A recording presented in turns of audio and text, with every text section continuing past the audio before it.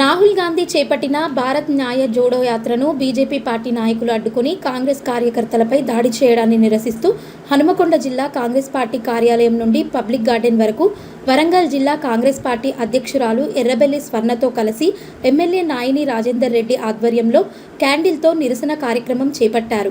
ఈ సందర్భంగా నాయిని రాజేందర్ రెడ్డి మాట్లాడుతూ రాహుల్ గాంధీ చేపడుతున్న యాత్రకు వస్తున్న ప్రజాదరణను తట్టుకోలేక బీజేపీ నాయకులు అడ్డుకుంటున్నారని మండిపడ్డారు. బీజేపీ పార్టీ అంటేనే మతాల మధ్య చిచ్చు పెడుతుందని కొనియాడారు. భక్తి ముసుగులో బీజేపీ పార్టీ ప్రజలను రెచ్చగొట్టడం సరికాదన్నారు. రాముడు బీజేపీ పార్టీకే దేవుడు కాదు, అందరికీ దేవుడే అని అన్నారు. రానున్న రోజుల్లో బీజేపీ పార్టీని ప్రజలు తరిమి కొడతారని అన్నారు. భారత్ జోడో యాత్ర రెండవ భాగం ప్రారంభించడంతో మరి బీజేపీకి ఇతర పార్టీలకు చల్ల చెమటలు పడుతున్నాయి. మరి ఎందుకంత భయమో అర్థం కావట్లే. ఎంబటే దాడులు చేయటం, యాత్ర ఆపటం, అస్సాంలో ముఖ్యమంత్రి ఒక ఎదవ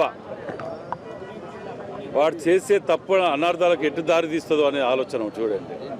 మీరు రాహుల్ గాంధీ గారి యాత్ర మీద దాడి చేసి ఆపటం చేయగలిగితే మరి అదే పని మేము ఇక్కడ చేస్తే ఒక్కడు మిగిలాడు, మరి అందరు వెళ్ళి పారిపోవాల్సి వస్తుంది రాష్ట్రం వదిలిపెట్టి. మరి ఇది పద్ధతి కాదు. మీరు మీ యాత్ర ప్రారంభించుకున్నప్పుడు ఎవరైనా అడ్డు తగిలారా? మీరు నిర్వహించుకున్నప్పుడు ఎవరైనా ఇది చేసిండ్రా? ఎందుకంటే వీరికి బీజేపీ వాళ్లకు చెప్పుకోవటానికి ఏమీ లేవు, అన్నీ అమ్ముకోవటాలేనే. బిఎస్ఎన్ఎల్ తీసుకుపోయి ఆదాని అంబానీ తాకట్టు పెట్టే, బిఎస్ఎన్ఎల్ పాయే, ఎల్ఐసి పాయే, రైల్వే పాయే, అన్ని ప్రైవేట్ పరం చేసి రిజర్వేషన్ లేకుండా చేసినటువంటి ఘనత ఈ యొక్క బీజేపీ ప్రభుత్వాన్ని. 5 ఏళ్లకు 1-2 బిఎస్ఎన్ఎల్ లాంటివి తయారు చేసిన ఘనత కాంగ్రెస్ పార్టీది. మరి వీళ్ళకి చెప్పుకోవడానికి ఏమి లేవు కాబట్టి ఇంట్లో ఉన్న రాముణ్ణి, ప్రతి ఒక్కరి ఇళ్లలో పూజించుకునే రాముణ్ణి పేరు చెప్పుకొని ఓటు దున్నుకోవటానికి ఓ కొత్త పథకం ఎన్నుకున్నారు. ఇక అంటే ప్రజలు గమనిస్తలేరు అనుకుంటున్నారో ఏమో. రాముడు అంటే తెలియదని వీళ్ళు అనుకుంటారు. ఎవరి ఇళ్లలో లేడు రాముడు, ఎవరు పోవట్లేదు భద్రాచలం, అందరం పూజిస్తాను కదా. కొత్తగా వీళ్ళు చేసేది ఏదో చేసినట్టు, బీజేపీ మాత్రమే దేవుని పూజించినట్టు, ఇది దౌర్భాగ్యం. ఇది అదేవిధంగా ఇక టీఆర్ఎస్ వాళ్ళు చేసిన కథలు చూడండి. 5 ఏళ్లలో 10 ఏళ్లలో ఏం చేసినా లేవు, కానీ నెల రోజులకి ఓ అని మొత్తుకొని భయపడి మరి ఈమెను బతుకమ్మ నేర్పించిందట మనకీడ. ఎవరికి తెలియదు ఇక్కడ బతుకమ్మ ఆడినట్టు అక్కడ రాముని చూపిస్తాను మనకు. అంటే వీళ్ళు చెప్పుకోవటానికి లేవు, వీళ్ళకు చరిత్ర లేదు.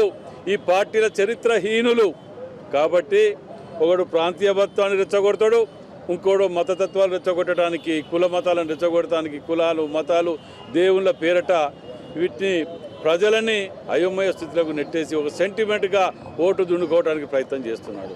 కడుపు నింపు తర్వాత దేవుని గురించి ప్రతి ఒక్కరు మాట్లాడుకుంటారు, మీకు చెప్పేది ఏమి లేదు.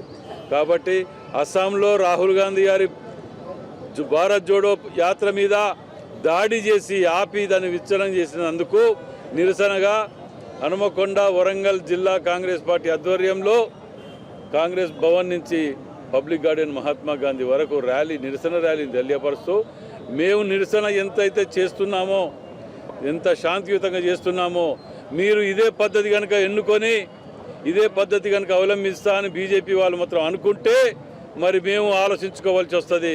మరి దీన్ని గుర్తుపెట్టుకొని మీరు ఒక రాష్ట్రంలో చేస్తే ఇంకో రాష్ట్రంలో అవుతుంది అనుకుంటే మరి మీ వాళ్ళు కూడా ఉన్నారు, ఈ పద్ధతి మార్చుకోండి అని చెప్పి విజ్ఞప్తి చేస్తున్నాం. ఒకసారి పాదయాత్ర చేసిన తర్వాత వచ్చిన స్పందన చూసి మళ్ళీ ఈసారి కూడా మొదలు పెడితే మేము ఏమైపోతామనే భయంతో ఇవాళ వారిని అడ్డుకోవడం చేస్తున్నారు. కానీ వెలిగే సూర్యునికి చేయడం పెడితే ఆగుతుందా? ఆగదు. తప్పకుండా కూడా ఆ సూర్యుడు వస్తూనే ఉంటాడు.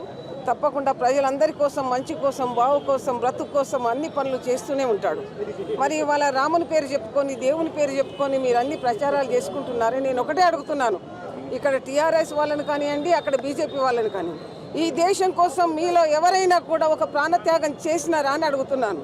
ఇవాళ కాంగ్రెస్ పార్టీ నుంచి సోనియా గాంధీ గారు, రాజీవ్ గాంధీ గారు వారి ప్రాణాలు త్యాగం చేసి ప్రపంచాన్ని అన్ని దేశాల కన్నా ముందుండాలనే తపనతో పనిచేసిన వారు ఉన్నారు.